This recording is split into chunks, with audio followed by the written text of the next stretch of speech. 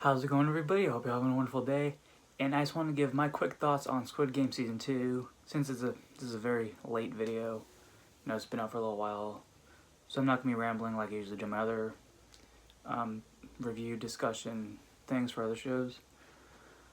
Basically, Squid Game, obviously, it's the second season, and this time around, the main character, Gion, I think is his name. Sorry, I'm really bad with names, especially when it's foreign names.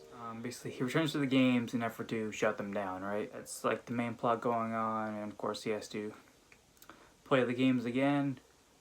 The only one that's returned so far is Red Light, Green Light, because I guess they figured like that one's just too iconic, we can't cut that one out. But otherwise, it's all new games. Like the second one's like you're like tied to 5 other people, and you have to complete 5 games within 5 minutes. Like, that kind of thing. And then there's the one that's like a merry-go-round. I don't recall if the trailers showed too much of this, which is good because you want to spoil the entire thing in the trailer. Now, I adored the first season of Squid Game so much. Like, I thought it was phenomenal and I loved it. This one, I thought it was good, but I thought it was a little underwhelming too. I think part of that too is that they cut down the episodes, because season 1 was 9 episodes, this was only 7. So there's less episodes. Also, I'm just not attached to the characters like I was in the first season. Of course, you still have Gion, but aside from him, it's not a whole lot of new characters to get attached to. I thought the most interesting side character was this girl, who I thought she was going to be one of the players with how much they were setting her up in the first couple episodes, but she's actually one of the staff, one of the people in the mask and the pink suits. I thought that was really interesting.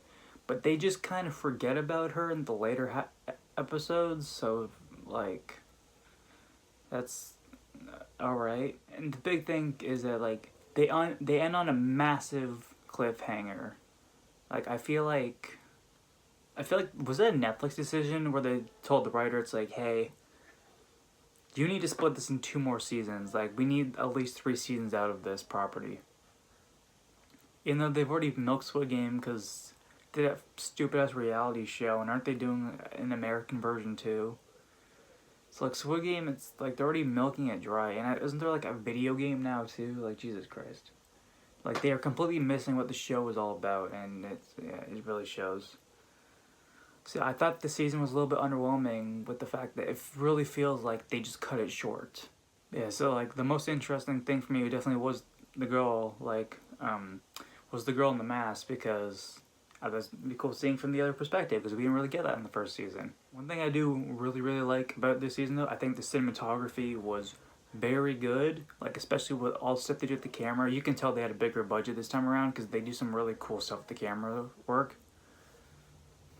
So I really like that. Then cinematography is top notch. This other character that kind of sticks in my head is his name. He called himself Thanos because he's like a rapper, and he has like the purple hair. I think he's in the trailers, and his nails painted like the Infinity Gauntlet.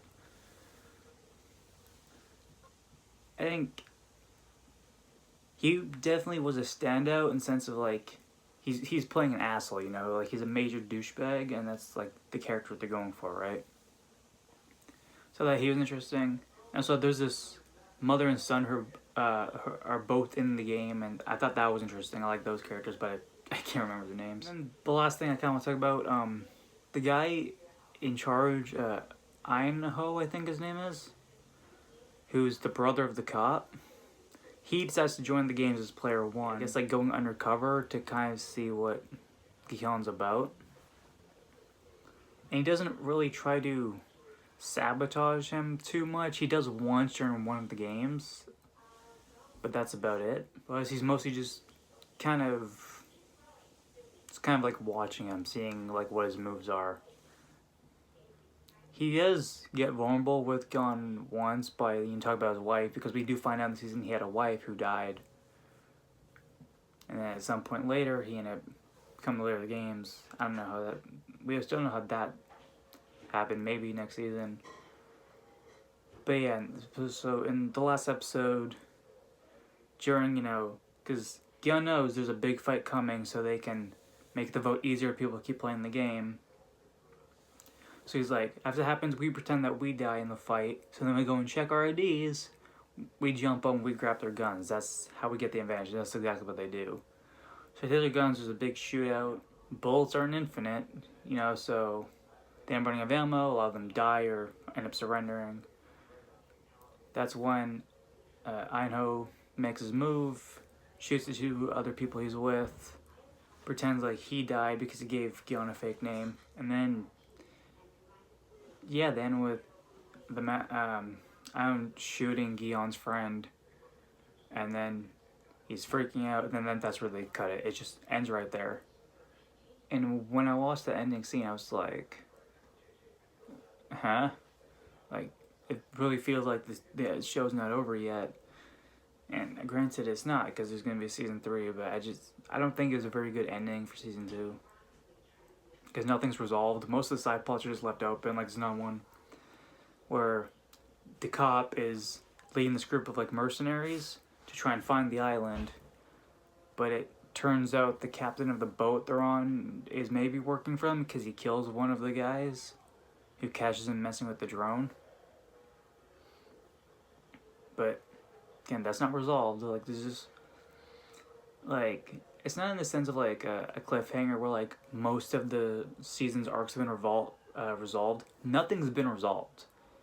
The episode, it just ends. It feels like we're supposed to get into 2 episodes to wrap everything up, but we're not. We have to wait till whenever the hell season 3 comes out. So, closing thoughts. I did like season 2, but I think it was cut short abruptly, and I feel like that was a Netflix thing. So, hopefully season 3 doesn't just feel like the like season 2 finale just stretched out for another 7-8 episodes. But I guess we'll see. So those are my thoughts on Squid Game season 2. What'd you think of it? Let me know in the comments. Be sure to subscribe. Yeah, have a great day. I'll see ya.